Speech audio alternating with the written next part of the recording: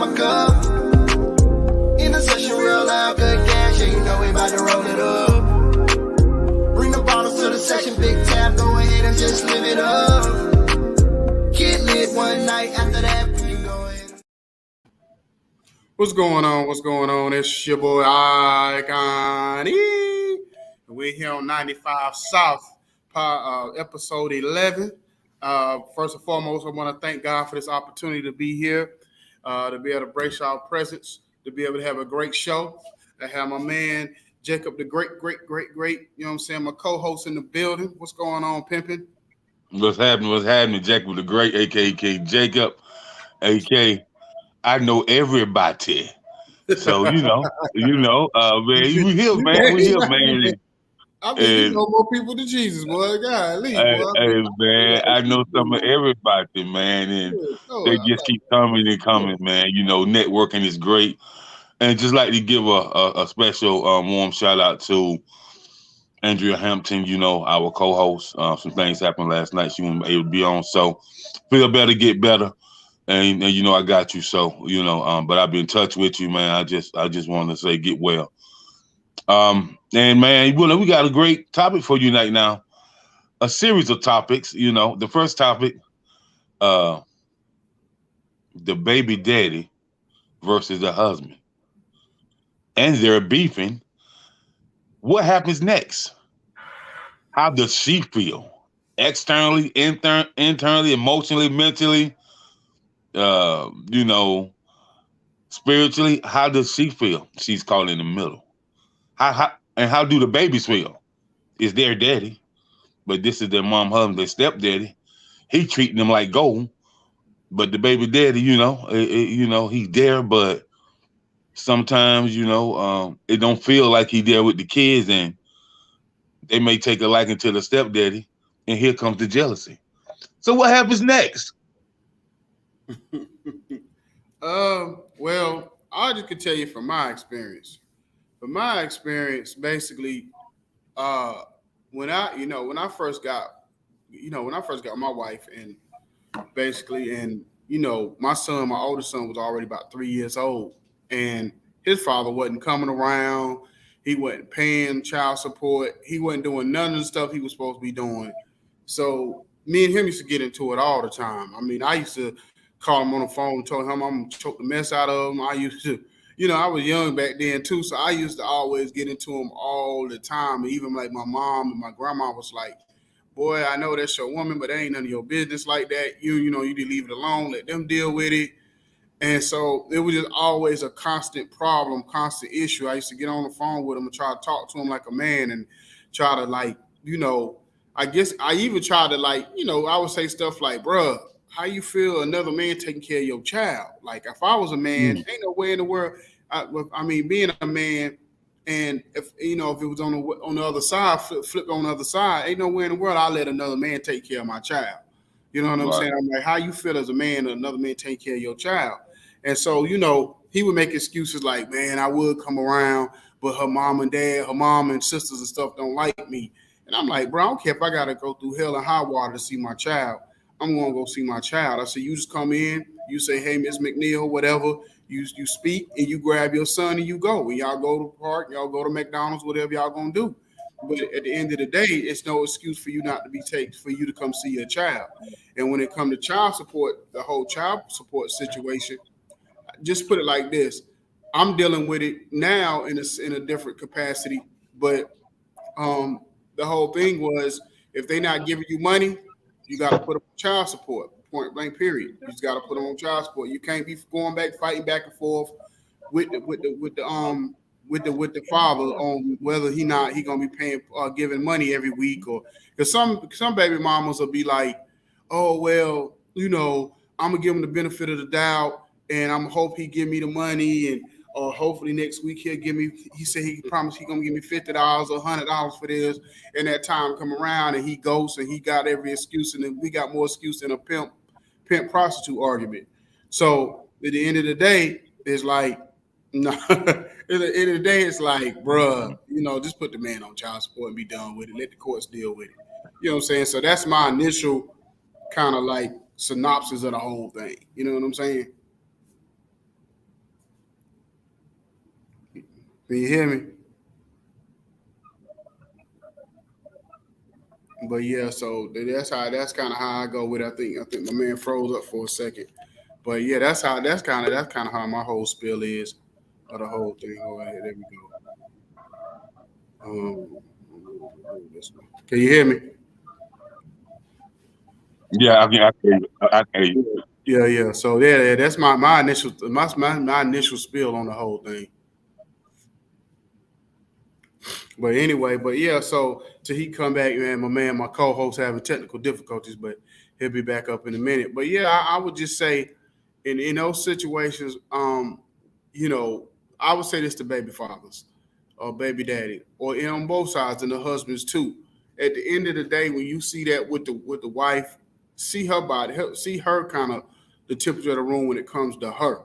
Is it more so is she not trying to put him on child support because is it more so she's not trying to put him on child support because she's still in love with him, or whatever? She's trying to get a benefit of the doubt because she's in love with him, or she's trying to get a benefit of the doubt because she don't want them to lose that relationship between the child. So that's another thing you gotta look at. What's the dynamic of the situation?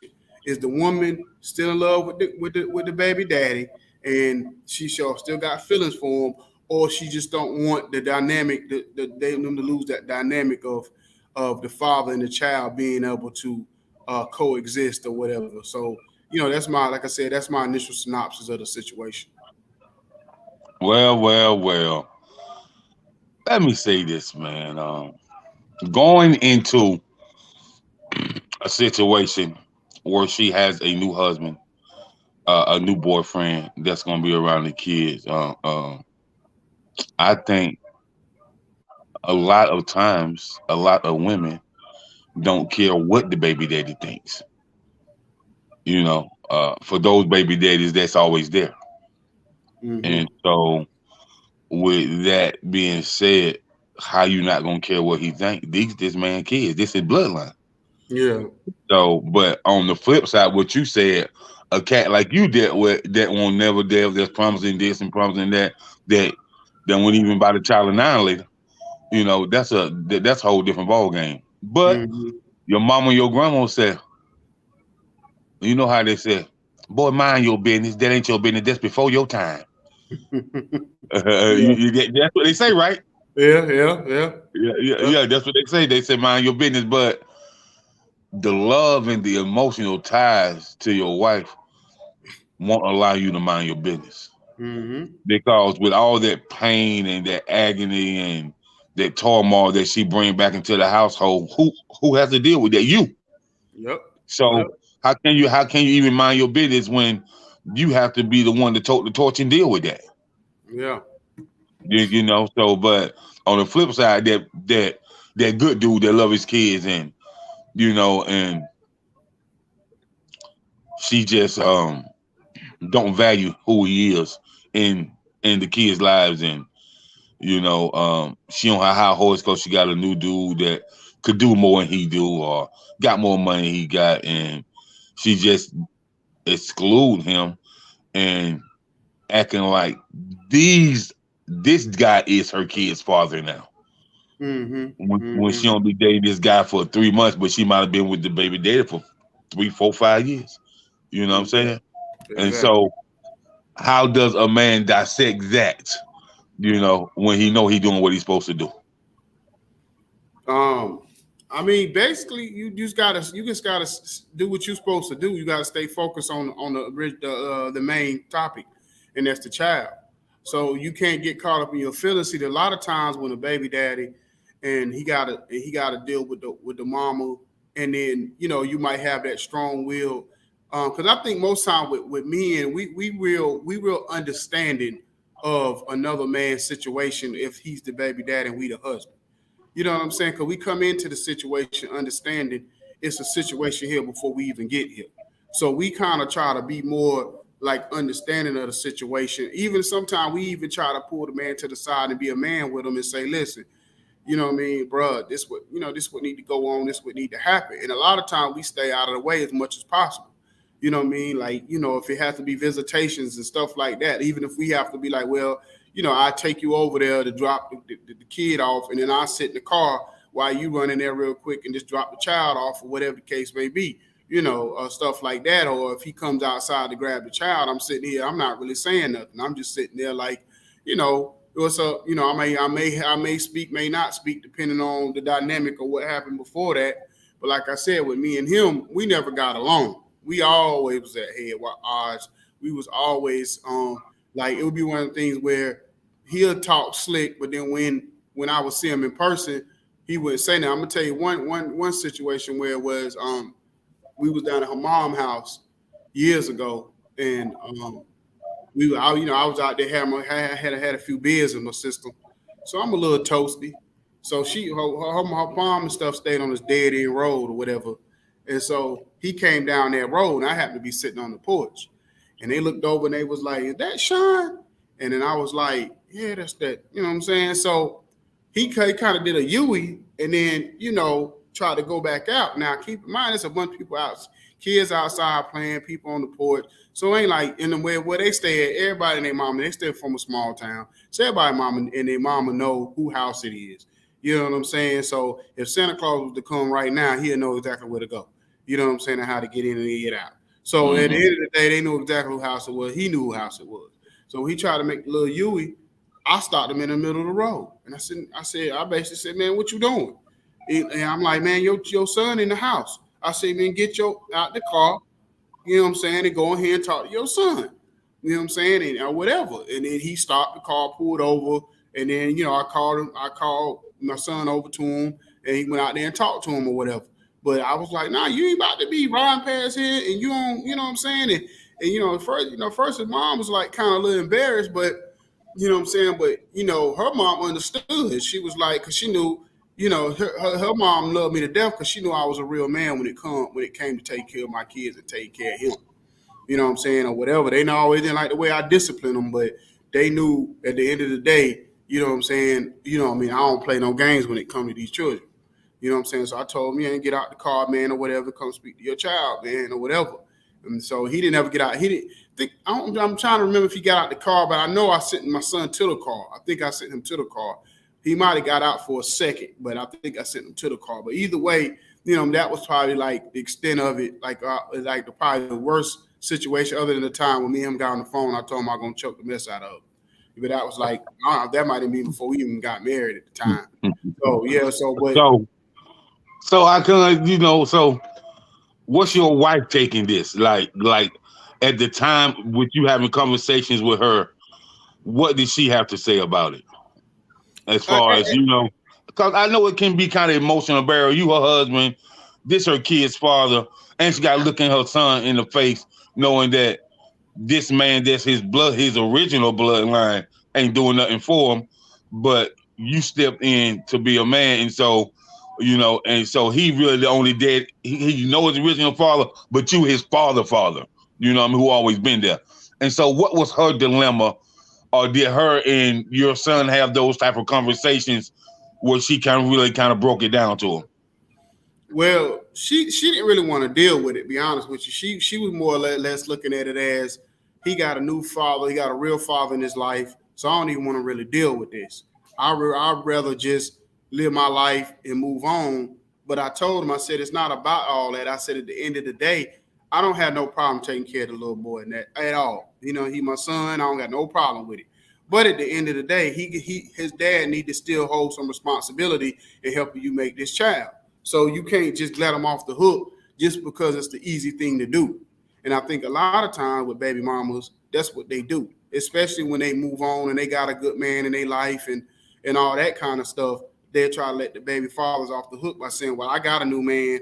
I don't need you. I got somebody over here to take care of the child." You know what I'm saying, or whatever. But I think that's not fair. That's not fair to the new man.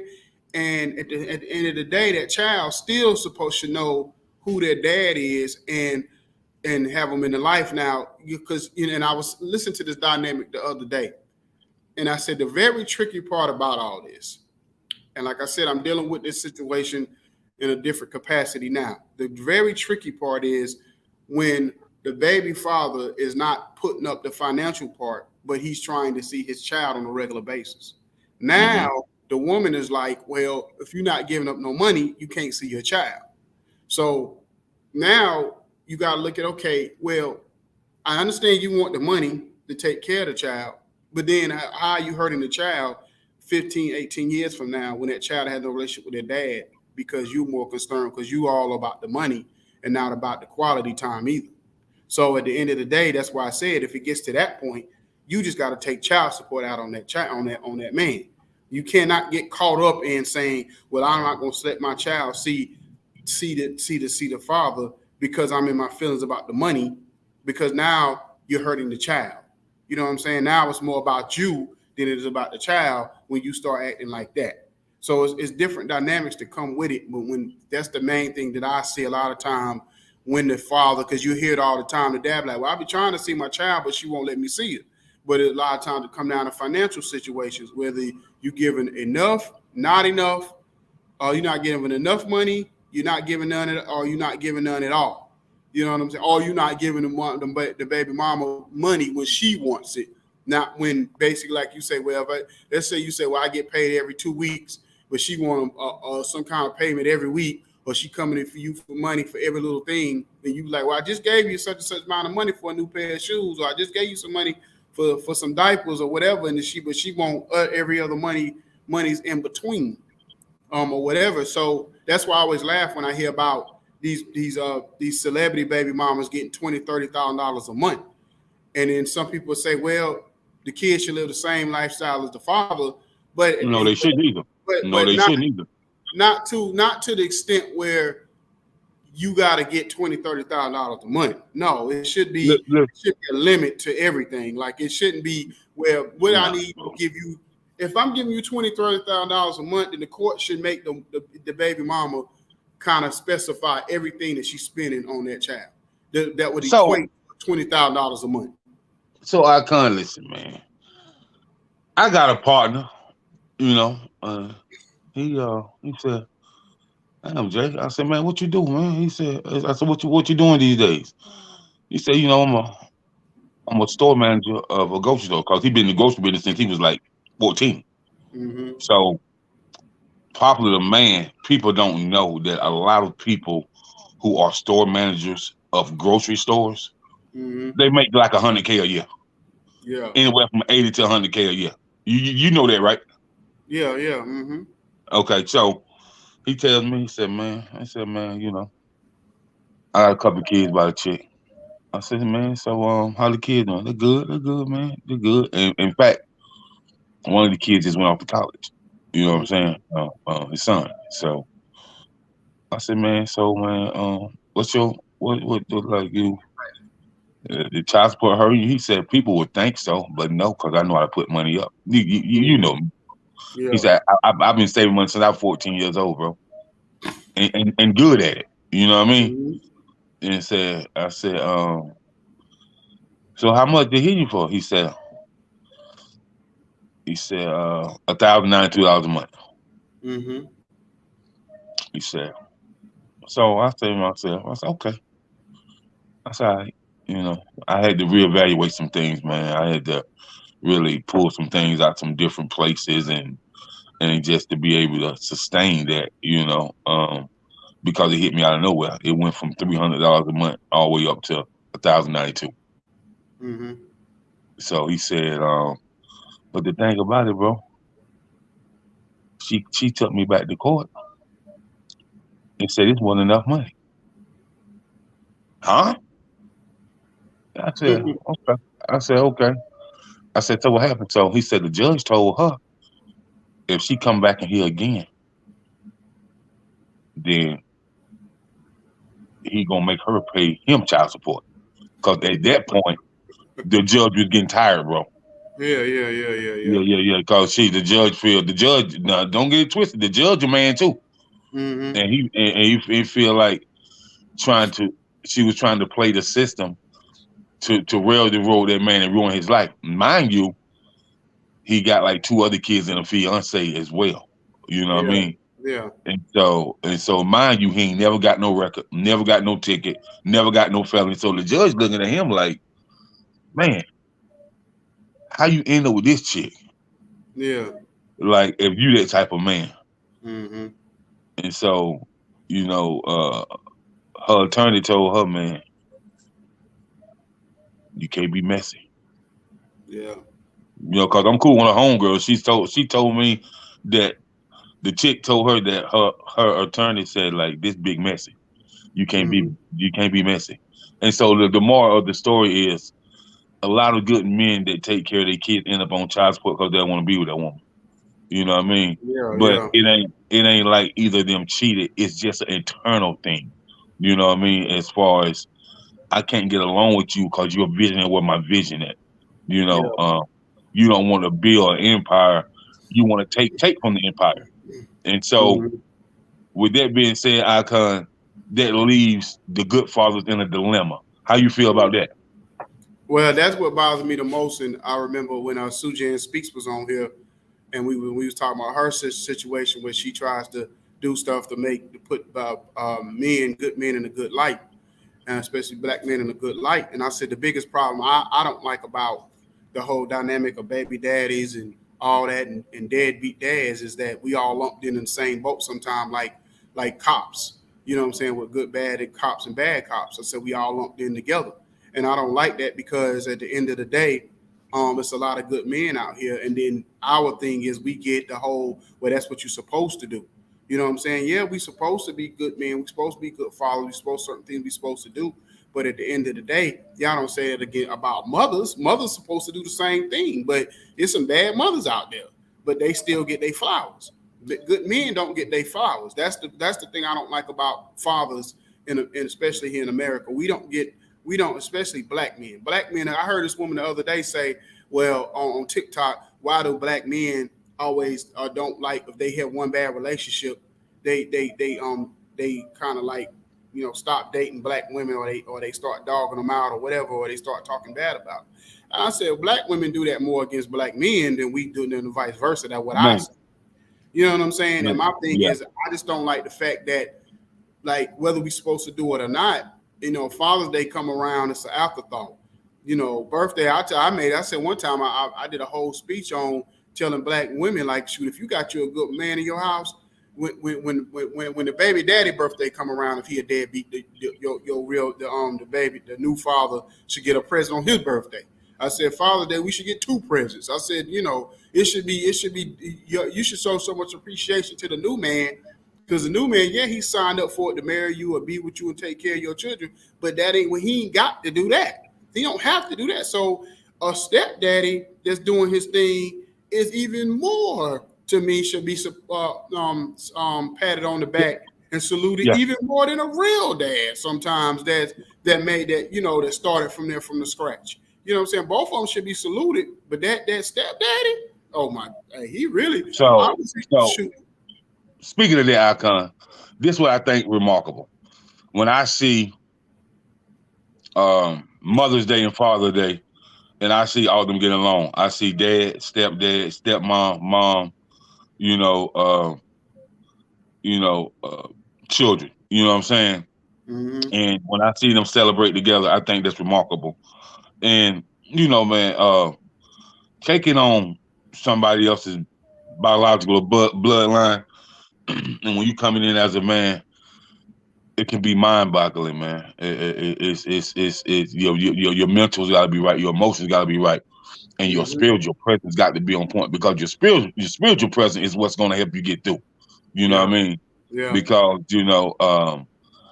when it's her and him beefing, and you don't want nobody talking to your wife like that, but she don't. But the opposing end, she don't want nobody talking to her husband like that.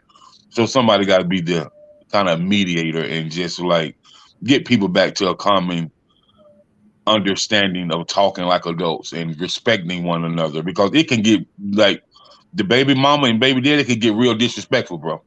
Mm-hmm. Like, bro, I didn't heard some women say some things to some men, bro.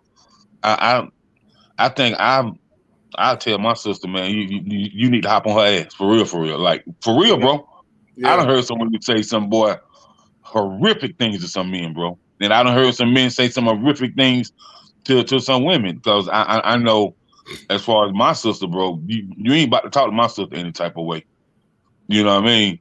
Mm-hmm.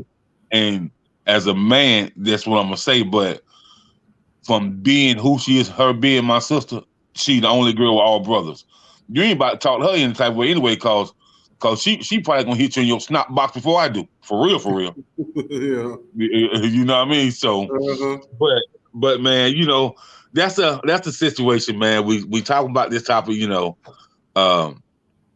baby father versus the stepfather, and how do the mother feel, and how is this impactful to the kids, and in what way? So I say, man, a lot of kids, grow up to say some things that the mother and the father ain't really ready for, because they're not kids anymore, they're grown. And so they have to get this off this chest for them to move on and navigate through society. And so parents don't be ready. But I just tell parents, man, on both sides, if you dish it out, be able to stand it now. Because kids don't always be kids. You know what I mean? Just be able to stand it, man. Yeah. So, And then that's the thing too, because then you got to understand that the kid is sitting back watching all of this. These kids are not stupid. You know what I mean? Especially this generational kids.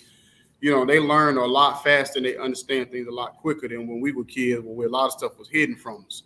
You know what I'm saying? A lot of times you wouldn't even know you had another daddy, because he might be in the same city because the mama done hid it so well, and the daddy done, moved on with his life, that you think Mr. Earl was your dad the whole time, and you find out when you 50 that Mr. Earl was your stepdad. You know what I'm saying? And Mr. John down the street was really a real daddy. And on the time he might have walked up on you, gave you a few dollars, and you just think he being nice, but the whole time he giving you money or doing certain things on the low just because he really the daddy. But everybody got to understand it. You know what I'm saying? But, all that did pop out, and him and the mama been beefing, and he couldn't see the child, or he just got frustrated. And he was like, all right, man. So when that child get about 12, 13, and he's maybe, move back to town. And and his homeboy said, man, bro, I seen your son. That boy a hell of a quarterback. Or that boy a hell of a baseball pitcher. You talking to him? He's like, well, no. I was like, he said, man, ain't you been paying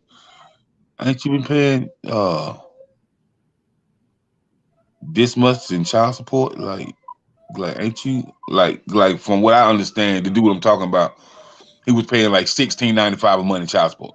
He was in the military for about 12 years. He was in the Navy, but he became one of the injured. After he got out, he was an engineer that do all the wiring for the Navy bases all over the country. Yeah. So he made grip. We talking about $225,000 a year grip. You know what I mean? He made money. So, he paying a hefty amount of child support. So he was like, so she'll never contact us. What you doing? She just take the checks. He's like, man, I talked to her mama. I talked to some of her aunties. I talked to his uncles because we played ball together and stuff. So that's how I keep up with him. So he was like, he know you his dad? I was like, he ain't been around me since he was like 9 months old. Yeah. And so he's 12 now. So somebody said something. It was this young boy at school. He said, man, we brothers, don't you? Or they had just moved back. He said, what? He said, I'm 12, about to be 13. I didn't know I had no brothers. He said, yeah, man.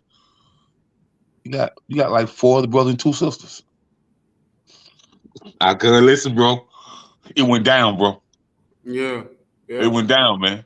Yeah. When I tell you these kids have an impact, it went down. Oh yeah, you see that a lot. You see that a lot. These kids got cool. These kids started hanging out.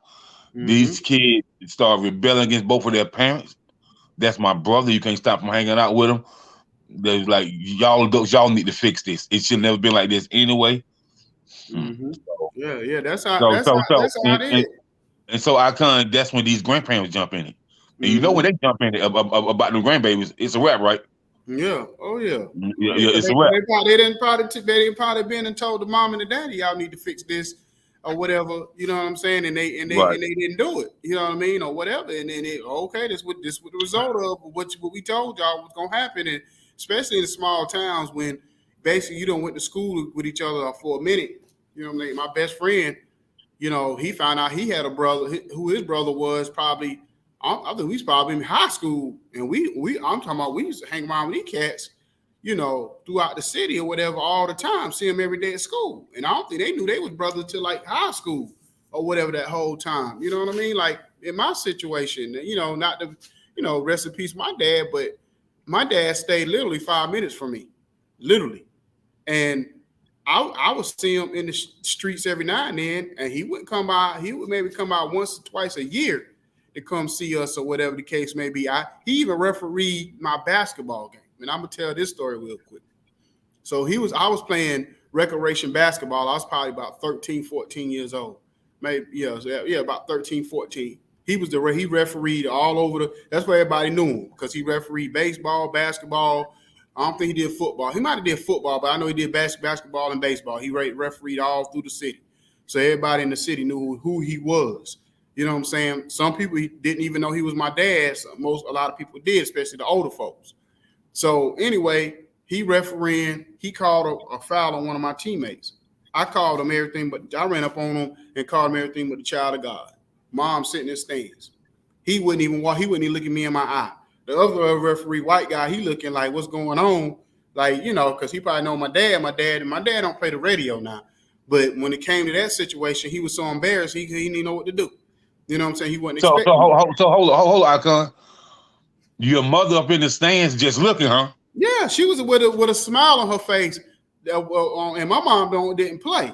And my mom will tell you the story. My mom will back this story up when whatever. She'll tell you that I'm not lying about this story. So I'm calling my dad everything but the child of God, and he walking up the court like trying to walk away from me. You know what I'm saying? Almost like at the end of the game when a referee make a bad call and they trying to run off the court. So he trying to run up the court, and I'm calling him but it really wasn't even about the call. It was just more about my frustration of the whole thing. And then he had promised my sister a car and didn't give her a car. So when this was my first time seeing him after that situation or whatever, and then all that stuff just boiled over. So my mom, when we get in the car, I'm thinking my mom about to tell me a new one. She like, nah, she said you was wrong. You know you was wrong, right? And I was like, yeah, I was sitting there with my head down, and she's like, but I understand. And she was like, no, you got to go apologize. She wasn't saying none of that. She was like, I understand. So when you dealing with that type of dynamic of, you know, baby fathers and, you know, not doing what they're supposed to do, you just don't know what the impact you have on these children at the end of the day, especially when you stay in the same town and that little kid, like, why can't I go to my dad's house, or my dad stay right up the street? What's going on? And then, like you said, you find out you got 4 or 5 other siblings or whatever. Like by the time I remember when I was in high school, I'm a senior, and my brother started going to school with me at that time. He was a freshman. And I remember all these little kids used to walk up to me, you know what I'm saying, like, what's up, you know what I'm saying, or whatever, and give me a pound. And my homeboys like, man, who are these little dudes trying to, you know, come up speaking to you? And I don't know. And then come to find out they was all his friends. Because my little brother, even though we wasn't raised together, didn't grow up together, spent no real time, he looked up to me, you know, and I didn't know that. You know what I'm saying? So hold up. So you and your little brother lived in the same city for how long? Shoot, it had to be about maybe about 10 years. Yeah, it had to be a minute, because he came a couple of times when he was real little. When my cousin used to come in town for the summer, he came to the house a couple of times when they was younger or whatever. And then we went on a field trip with my dad's church one time to Orlando together when they was younger, like when they was like middle school, like early middle school age, like more like 4th grade. I remember being like maybe I think I was about to be, and I was like high school. He was still like middle school, because I remember my brother telling the story of how he was trying to talk to this girl, and I stole the girl from like a big brother would do. I stole the girl he was trying to talk to, like, bro, you too little. Go over there. I got this one. You know what I'm saying? Right. So which little brother you talking about? I'm talking about Jason, the one you know. Okay, you talking about Jason. He was way younger, so at the time, I didn't have no relationship with him when he was real little young. So I didn't have no relationship with my youngest brother at all. But so with that being said, man, you develop a relationship, and Jason love you now. Don't get it twisted, bro. Yeah. Jason still look up to you, bro. Like, cause he value your opinion. That's why he'll call you out the blue and ask you such and such. You know what I mean? And so, but we know how Jason do, man. Jason, like, you know, the great genie. You know what I mean? Sometimes you feel, sometimes you don't. But when you can get a hold to him and kind of really set him down and like, man, this could maneuver. If you can be in the same city with him and keep him on task, boy, a lot to get accomplished. For real. Yeah. So with that being said, Icon, this leads me to talk about this right here. Why we still got a little time left. Why we got the next 10 minutes left. Yeah. The toxic mother that depletes the value of a great father. Ooh. Have mercy, boy. But don't nobody want to talk about that though, Icon. No. Nobody want to talk about that right there. Nobody, bro. And so you as a man and what you've seen, you know, because you did live different places. You was in the military, you know, you live deep down south in Florida. Now you back in Atlanta, North Carolina, and you travel all over with you know, cause you know you a hip hop transporter, so you travel all over. So delivering these cars and talking to this person, and you know, running to producers, artists, club owners, the hip hop transporter. You know what I mean? So with that being said, the stories that you've heard across the country about the toxic mother, bro, and how it has depleted the man's value as a great father, and how his kids look at him a certain way when it ain't even his fault. What's your take on that?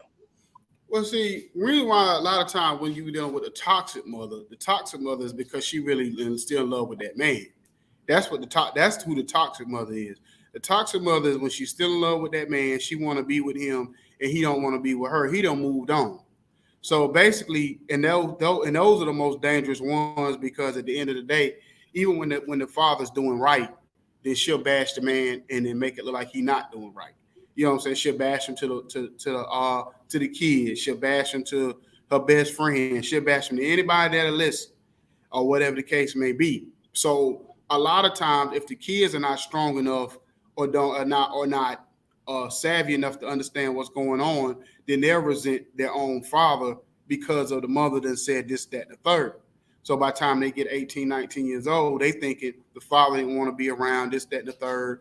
And then the father had to mend all those relationships with that child because the toxic mother done did so much damage. Or let's just say the man that moved on and she don't like the new girlfriend or the new wife.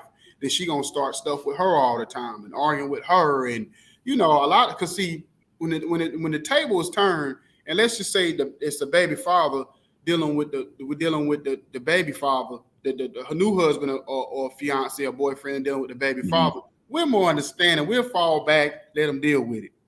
When it's the other way around and it's the baby daddy and he got a new girl and he got to deal with the baby mama, his girl want to step in. She want to come in and kind of like go back and forth and be combative with the baby mama. And that's the worst type of thing that can happen, especially when that baby mama is very, very like, you know, just extra with it or looking for any reason to try to start some stuff. Like you might run up on the new girlfriend or wife at the grocery store, you know what I mean, and get to arguing with her, or come by the house unannounced and he owed me money, and when he really don't, you know what I'm saying, trying to start with him. So in those situations, it could destroy a man's life as far as, you know, she might come by his job. You know what I'm saying? Like that's worse. You don't go by a man where he make his money now. You know what I mean? I understand you want to argue, you want to fight this out in a different way, but don't come by my job. You know what I'm saying? You get them type of baby mamas. They come by the job and don't understand, like, or like you see with celebrities where the baby mama dog the man in the street on you know, to the social media world or whatever. And I never understood that, because at the end of the day is, don't you know you messing up the money? You know what I'm saying? If this man making millions of dollars and you bashing him on social media, now he start making money because he losing endorsements and he not getting booked for shows and did whatever he doing.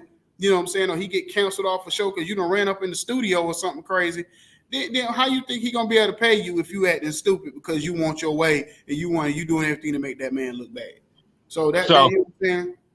So with that being said, man, do you think the toxicity of a woman is a generational curse? Do you think it's a point where her mother was toxic, her grandma was toxic, all her aunts about drama? Do you think that's a toxic person living in their daily toxic routine? Um, nah, I wouldn't say that because I've seen situations where you'll see you had it crazy because you got to think by time a lot of time these women have kids, their mamas is older, so they done been there, done that, and they've kind of like tried to talk to their child because they done made the mistakes of But acting. that's not. Maybe they was before that, but I don't know if the But daughter. I kind being toxic in the street and being toxic in the church where you that drummer queen that singing the hymns by and by and all that, man. So you know, hey, listen, man. Sometimes it'll leave from the streets and go to the church because they're older, so they're not there. They ain't out there hanging and banging in the streets no more. They're in the church, and sister so and so thinks she all that because her husband bought her a new car. Uh, uh, why the choir read all up on the pastor like that? That ain't got nothing to do with you. Yeah, yeah. Now I will say You know, this. I think the mother can sometimes, or the grandmother can be the person that put the battery in the back. Not necessarily that they used to act like that, but they could be like, your baby dad, he you need to do this and you need to do that, or he's sorry, he this, he that, and they probably was telling you he was sorry when y'all was together. So now that y'all ain't together, she doubling down. So at the end yeah. of the So, day, so, she not probably never liked them from the jump. So now she put that battery in your back to really cut the fool. You know what I'm so saying? do a child ever get over the impactful things that happen to them with having a toxic mother? So, do you think that child need a behavioral specialist to come in because they can pick up that behavior from their toxic mother, and that behavior is something that hurts them while they're trying to navigate through society? So, do you think children need counseling from being raised by a toxic mother? I think sometimes. I think sometimes you do see that where you've seen a lot of times on some of these talk shows, these TV talk shows, where you see it where they end up having to have these type of episodes where the mother was so toxic that the child will grow up and say, well, mama, you was the reason why I ain't having a relationship with my dad, or you was this, you was that, you was always embarrassing me all the time. And my other friends, my other friends seen how you was, or they had relationships with their dads and stuff, and you deprived me of all of that and this, that, and the third. And especially you got that mom that's in denial, who don't want to admit that she was wrong. And I was just doing the Mhm. best I can, baby, and this, that, and the third, but not understanding like that. And that's what I tell people all the time. It's not, y'all have to get it. At the end of the day, all this back and forth and the judge gonna tell you it ain't about y'all, it's about the kids. So, Mhm. y'all go back and forth for 18 years. By the time that kid 18, 19 years old, you wonder why your kid got mental health issues, why they on drugs, why certain things going on with them, why they acting out, because you created a problem in your house that you didn't have to. You know what I'm saying? Like even if y'all have disagreements, you don't have disagreements on the phone while the baby's sitting there playing with his toys and you argue with the baby mama or the baby daddy. You don't do those type of things. If you have disagree, I'm gonna tell you something like that. The one thing I never seen, my mom, and every now and then I would know that my dad didn't pay child support, whatever. I never knew how much he was supposed to pay. And to this day, Mhm. my Mhm. mom never told me how much my dad was supposed to pay child support. He was in the military, so all she had to do was call up his commanding officer, and you guarantee that check gonna be in her doggone bank account or whatever, or in the mail the next day. That's all she had to do when it came to him. You know what I'm saying? Now, it was other stuff going on his side that my brother told me about, but that's all I know was that. And then I never really seen them argue like in front of me at all. Like I never seen that dynamic. So, Okay. so all the stuff that came as far as me resenting my dad was because of him. It wasn't because of my mom going back and forth with him. It was because my dad just wasn't coming around. You know what I mean? Whatever. So, I mean, it got to the point with me. I told everybody, I told my friends, my dad was dead. They knew he wasn't dead. okay. So now, great point you made. Your dad did some stuff that kind of pushed you away from him. You felt like your dad. You told your friend dad was dead, but later on in life, you redefined that relationship, and you and your dad had a pretty cool relationship later on in life. Mm-hmm. But it's one thing how you can redefine it, but boy, when it comes to that female and their dad falling out, that's a whole different level, man. Mm-hmm. That's a whole different level, man. And I think we about out of time. So, but ladies and gentlemen, man, part 2 coming soon. The impactful relationship of daughters with their fathers, good or bad, coming soon. You know, this is the 95 South podcast. Yours truly, Icon E, and Jacob the Great, aka King Jacob. Man, we want to thank you for tuning in. Shout out to She Real Radio, Miss Tiffany. Shout out to Independent Chicks Radio, Kaylee out of Mississippi. Miss Tiffany's out of Atlanta, Georgia. And shout out to D-Boss Real Life Matters, Toronto, Canada. And you know, we appreciate our network sponsors and giving us a platform to put the 95 podcast on. And coming soon, we will be on Sugar Water Radio. Shout out to DJ Franchise, Sadiq Bryant, man. Shout out to my brothers up there in NYC. And you know, we here, man. So thank you for tuning in.